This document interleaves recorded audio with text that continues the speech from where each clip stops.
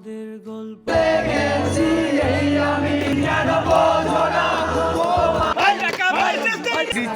খাসির মাংস হাতি ধরেনি।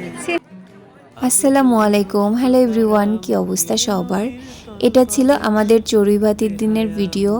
আর আমি যেহেতু দেরিতে গিয়েছিলাম, যার কারণে স্যারদের থেকে শুরু করে সিনিয়র জুনিয়র ফ্রেন্ড সবার থেকে প্রচুর বকা খাচ্ছিলাম। এর কারণ হলো সকাল থেকে বিভিন্ন ধরনের অ্যাক্টিভিটি ছিল, ছেলে মেয়েদের খেলা ছিল, যেগুলোর কোনোটাতেই আমি অ্যাটেন্ড করিনি, প্লাস ভিডিও করতে পারিনি। তো এখানে রিশাদ বৃষ্টির কয়েকটা ছবি তুলে দিচ্ছিল, আমাদেরকেও ছবি তুলে দিয়েছে। বোবা সব মুহূর্তদের শুনতো কথা চুক্তি করে বলে শিক্ষক মানে অন্ধকারে দীপ্ত আলোর আর এই যে আমাদের ডিপার্টমেন্টের সুন্দরী পরীগুলা কিন্তু বসে পড়েছে খাওয়া দাওয়ার জন্য, আর সবাইকে শাড়িতে খুবই সুন্দর লাগছিল মাশাআল্লাহ। ছাড়া স্বপ্ন ছিল ভোরে তার চোখ। প্রিয় অভিভাবক ঘাটি দিচ্ছে। খাবার হিসেবে ছিল বগুড়ার বিখ্যাত আলু ঘাটি। আর আলু ঘাটিতে মাংস না দেখে আবার কষ্ট পেও না, কারণ শাকিলের দায়িত্ব ছিল ঘাটি দেওয়ার আর রিশাদের দায়িত্ব ছিল মাংস দেওয়ার। হাতি ধরেনি, দিচ্ছে যে খাসির মাংস হাতি ধরেনি। घाटी दे रहे वो गोश्त हिंदी की। আর দেখতেই পেলে আমাদের বন্ধু কিন্তু খুশির ঠেলায় একদম মাংসের ইংরেজি ভুলে গেছে। তো যাই হোক, এখানে সবাই খাওয়া দাওয়া নিয়ে অনেক বেশি ব্যস্ত, আর ব্যস্ত হবেই না কেন, আমরা বগুড়াবাসী দই আর আলু ঘাটি পেলে যে কী পরিমাণে খুশি হয়ে যায় এটা তো শুধুমাত্র বগুড়াবাসীই জানে। আর এখানে কিন্তু আমাদের লাল টুকটুকে ভাবিও বসেছিল। আর যারা চড়ুইভাতির দায়িত্বে ছিল তারা কিন্তু সকলেই অনেক বেশি কষ্ট করেছে। এই যে আমার ভাই হাসিবুলও কষ্ট করছে। ঠিক আছে ভাইয়া, শুধু পেছনে পাস করবেন। এই যে ভাইয়া হচ্ছে অলরেডি শেষ করে। আর ভিডিওতে শুনতে পারলে রিশাদ বলছিল, এই সাদিয়া আমাদেরকে একটু দেখাও, মানে ওরা যে কষ্ট করছে এটার ভিডিও করে আর কি দেখাতে। সাদিয়া আমরা এই পার, এটা বলতেছিল বারিক, মানে ওরা হচ্ছে এই পাশে বসেছিল, ওরা ভাবছে আমি হয়তো এই পাশে ভিডিও করব না, এই জন্য আর কি। এই যে বারিক মামা খুব গাছাচ্ছে।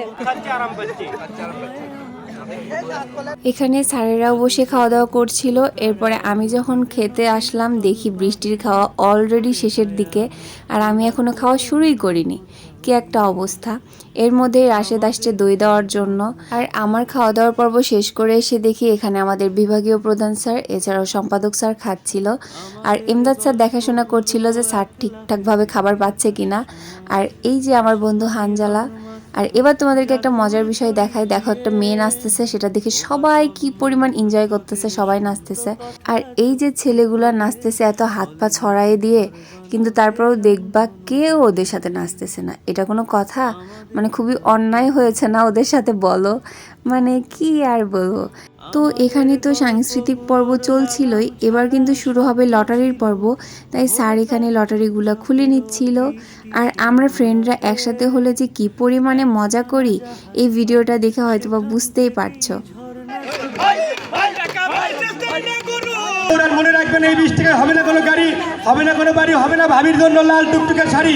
তাই আপনারা আপনাদের ভাগ্যকে যাচাই করুন। চলে আসুন আমাদের রাফেল ডোরো। আমি কেন তোমাকে দুঃখ দিলে,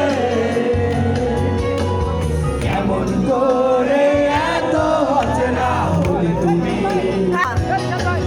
কিভাবে এত বদলে গেছি এই আমি। ও বুকেরই সব কষ্ট দুহাত সরিয়ে চলো বলে যা, তুমি কেন বোঝো না তোমাকে ছাড়া আমি অসহায়। আমার সবটুকু ভালোবাসা তো ভাই দিলে, আমার অপরাধ। কেউ বা বাঁচাই প্রাণ, কেউ বা আবার অর্ঘদানে, যারা দিল প্রাণ। এর মধ্যে আবার প্রতিযোগিতার পুরস্কারও দেওয়া হচ্ছিল। আমার ভাই হাসিবুল, লিমন এরা কিন্তু এখানে পুরস্কার পেয়েছে, এছাড়াও শাকিলও একটা পুরস্কার পেয়েছে।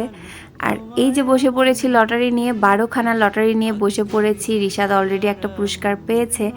আর সবচাইতে মজার বিষয় কি জানো, 20টা পুরস্কার ছিল লটারিতে, যেটার মধ্যে 11টা পুরস্কারই পেয়েছি আমরা চতুর্থ বর্ষ থেকে। মানে এটার জন্য যে আমরা কি পরিমাণে খুশি ছিলাম যে বলার বাহিরে। আমি নিজেও হচ্ছে 2টা পুরস্কার পেয়েছিলাম। তো যাই হোক, এই যে রিশাদ আবারও পুরস্কার পেয়ে গেছে, আর এবার দেখবা আবারও একটা, মানে ও একাই 3টা পুরস্কার নিয়ে নিয়েছে। আর আমরা কিন্তু সব থেকে বেশি মজা করেছি এই লটারির সময়ে, যখনই আমাদের বর্ষ থেকে কেউ পুরস্কার পাচ্ছিল আমরা জোরে জোরে সবাই চিল্লাচ্ছিলাম যে 4th ইয়ার 4th ইয়ার। তো যাই হোক, আজকের ভিডিওটা কিন্তু ছিল এ পর্যন্তই। এরপরে আমরা যে যার মতো বাড়ি চলে যাচ্ছিলাম। সবাই ভালো থাকো, সুস্থ থাকো, আল্লাহ হাফেজ।